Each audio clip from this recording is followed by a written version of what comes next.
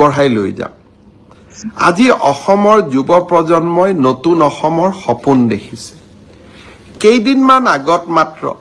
ADRE পৰীক্ষা হৈ গৈছিল ৰিজাল্ট দিব ফেব্ৰুৱাৰীৰ শেষ সপ্তাহত নহলে মাৰ্চৰ প্ৰথম সপ্তাহত শিক্ষক নিযুক্তিৰ প্ৰক্ৰিয়া চলি আছে 5500 শিক্ষক নিযুক্তিৰ প্ৰক্ৰিয়া চলি আছে কিন্তু মই থমকি ৰোৱা নাই 5500 নিযুক্তিৰ প্ৰক্ৰিয়া চলি থকাৰ সময়তে নতুনকৈ আকৌ 4500 পদৰ আমি বিজ্ঞাপন দিলো এটা এডিআৰই পৰীক্ষাৰ ফলাফল দিম আৰু লগে লগে নতুন পদৰো আমি বিজ্ঞাপন মুকলি কৰি দিম আশা স্তব্ধ হ'ব নোৱাৰে আমাৰ সপোনবিলাকক আমি পম খেদি থাকিম আৰু যিসকলে চৰকাৰী কৰ্মসংস্থাপন নাপাব তেওঁলোকৰ কাৰণে মুখ্যমন্ত্ৰীৰ আত্মনিৰ্ভৰ অসম